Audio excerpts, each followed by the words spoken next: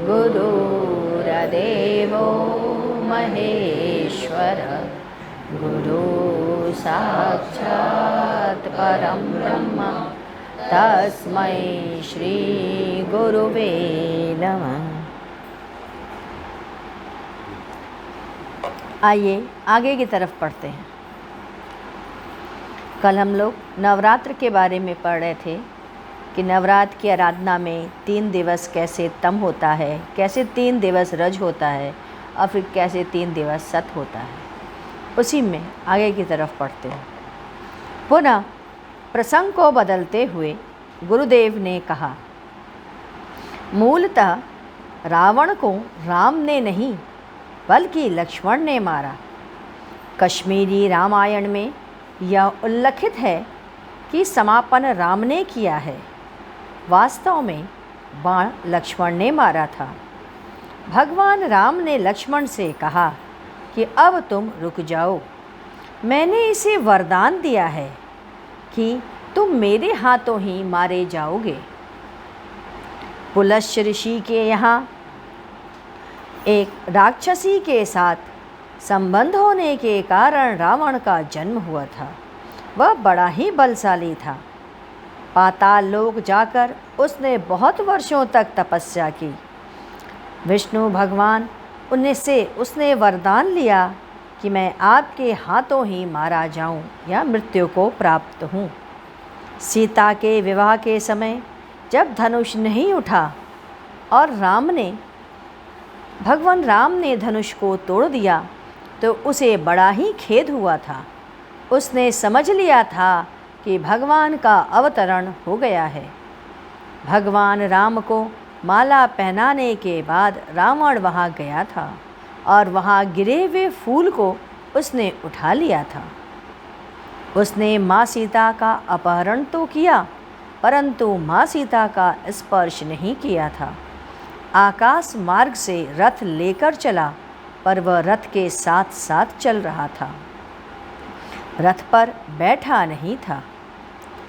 रावण अशोक वाटिका में जब भी सीता के पास गया हमेशा मंदोदरी के साथ लेकर गया, कभी अकेले नहीं गया।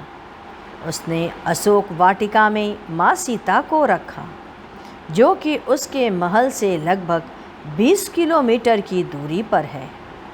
वहाँ पर उसने हमेशा ही स्त्रियों का ही पहरा रखा। ऐसे ही बहुत सी बातें हमारे यहाँ शास्त्रों में उल्लिखित हैं। गुरुदेव ने पुनः प्रसंग को बदलते हुए कहा, यदि परिवार में योगी का जन्म होता है तो उस परिवार की 7 पीढ़ियाँ तर जाती हैं। तब आप सोचेंगे कि यदि किसी परिवार में संत का जन्म हो तो क्या होगा। गुरुदेव कहते हैं, जो धन खूब कमाते हैं, धन की बहुत इच्छा रखते हैं, वे धर्म का नाश करते हैं और अधर्मी बन जाते हैं। धन की अधिकता मदान्त और अधर्मिता की तरफ ले चलती है। ऐसे परिवार में जो संतान पैदा होते हैं वे सने सने नाश को प्राप्त होते हैं। प्राप्ति, संचय व धन होने से समय और शक्ति व्यर्थ करती है। वह हमेशा ही असंतुष्ट रहता है। सामान्य जीवन ही अहुत उत्तम कहा गया है। कम धन हमेशा संतुष्ट रखता है। गुरुदेव ने प्रश्न किया था कि हम सभी के 2 हाथ 2 आँख परंतु जीभ एक क्यों है। आज सभी के पूछने पर उन्होंने बताया कि आपका शरीर प्रकृति से निर्मित है। प्रकृति में देव और दानव दोनों ही तत्व हैं। आपके शरीर में भी दोनों ही तत्व विद्यमान हैं। वो सदैव वर्तमान रहते हैं। दायां भाग देवगुण का और बायां भाग दानव युक्त है। आपको याद होगा कि जरासंध से युद्ध के समय भगवान कृष्ण ने भीम को इशारा किया था कि इसके 2 टुकड़े कर दो। और जरासंध को भीम ने बीचों बीच से 2 टुकड़े में बांट दिया। वह असुर और देव दोनों ही तत्वों से युक्त था। प्राय देखा और आपने सुना होगा कि कोई बहुत भरा लुटेरा है, डाकू है। तरह तरह के अपराधों से वह युक्त है और अपराध करता भी है, परंतु दूसरी तरफ वह माँ जगदम्बा की पूजा और अर्चना के लिए पंडाल का निर्माण कराता है। वह उसके अंदर उस पंडाल के निर्माण में वह बहुत धनराशि और अपनी शक्ति दोनों का ही इस्तेमाल करके उनकी पूजन करता है। यह उसमें देव और असुर दोनों तत्वों का समायोग है। आपका बायां पक्ष आपका दायां पक्ष देवत्व से युक्त है, जबकि बायां पक्ष दानव से युक्त। दाएं हाथ से भोजन करते हैं, बाएं हाथ से शौच करते हैं। दायां हाथ दान देता है, दाएं हाथ से जब क्रिया करते हैं तब क्रिया कर्म में अग्रणी होता है, जबकि बाएं हाथ से आप उक्त क्रिया का संपादन शुभ नहीं कहते। आपने प्राय सुना होगा और देखा भी होगा कि जिन लोगों को लकवा मारता है, जो बायां पक्ष में लकवा हो जाता है, उसको ठीक होने में बहुत अधिक समय लेता है। कभी कभी ठीक भी नहीं होता, परंतु दाएं भाग में लगा हुआ लकवा शीघ्र ठीक हो जाया करता है। आप नेत्र को लें। प्रकृति ने एक समरसता लाने के लिए 2 नेत्रों का निर्माण किया। इसमें भी बाएं नेत्र कामयुक्त होता है। आप प्राय देखे होंगे, बाएं आँखों को दबा करके भद्दे क्रिया और मजाक लोग कर देते हैं। बायां पक्ष आपका स्त्रीत्व की ओर संकेत करता हुआ और दायां भाग पुरुषत्व की ओर इंगित करता है। एक पहलवान को देखें, वह हमेशा अपना बाएं कंधे को ठोकता है। यह उसकी दानवी प्रवृत्ति है। एक साधारण मनुष्य अपना दाहिना कंधा सहला के शांत होता है। अच्छा, ठीक है, उसे ऐसा कर दिया। गुरुदेव कहते हैं, आप सावधान रहें। यदि किसी को अपना बाएं हाथ का नाखून कुतरते हुए देख लें तो समझ लें वह दोषी है, काम से युक्त है, वासनाएं अत्यधिक है, वासनाओं में ही जीवन जी रहा है।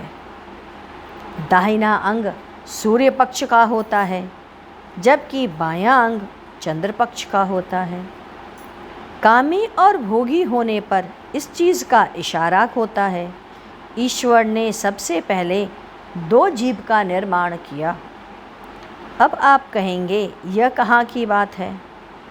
तो आप सर्प का उदाहरण लें।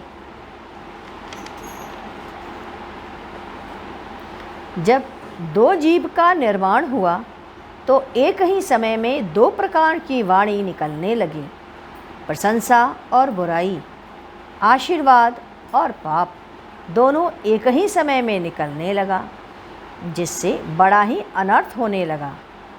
देवताओं ने ब्रह्मा से प्रार्थना किया, प्रभु आपने जो जीभ दे दिया, 2 जीभ जिसमें 2 विभिन्न प्रकार की वाणियाँ एक ही समय में निकलती हैं। तब ब्रह्मा ने एक जीभ का वरदान दिया और साथ ही विवेक दे दी, जिसके सहारा लेकर आप अपनी जीभ और वाणी का प्रयोग कर लिए, ताकि आपके अंदर समरसता बनी रहे। वाणी निकालने से पहले अपने विवेक का इस्तेमाल करते रहें। इसके पश्चात 19 अक्टूबर सन 1993 आगे पढ़ेंगे। चलिए हम लोग गुरु कीर्तन करते हैं। ओम गुरु ओंकार मंगलम गुरु मंगलम गुरु प्रेम मंगलम ओम मंगलम ओंकार मंगलम गुरु मंगलम गुरुदेव मङ्गलम् ॐ मङ्गलम् ओङ्कारमङ्गलम् गुरुमङ्गलं गुरुदेवमङ्गलम् ॐ मङ्गलं ओङ्कारमङ्गलं गुरुमङ्गलं गुरुदेवमङ्गलम् ॐ मङ्गलं ओङ्कारमङ्गलं गुरुमङ्गलं गुरुदेवमङ्गलम् ॐ मङ्गलं ओङ्कारमङ्गलं गुरुमङ्गलं गुरुदेवमङ्गलम् ॐ मङ्गलं ओङ्कारमङ्गलं गुरुमङ्गलं गुरुदेवमङ्गलम् ॐ मङ्गलं ओङ्कारमङ्गलं गुरुमङ्गलं गुरुदेवमङ्गलम् बोलिए सद्गुरुदेव की सद्गुरु तुम्हें शत शत नमन सद्गुरु तुम्हें शत शत नमन सद्गुरु तुम्हें शत शत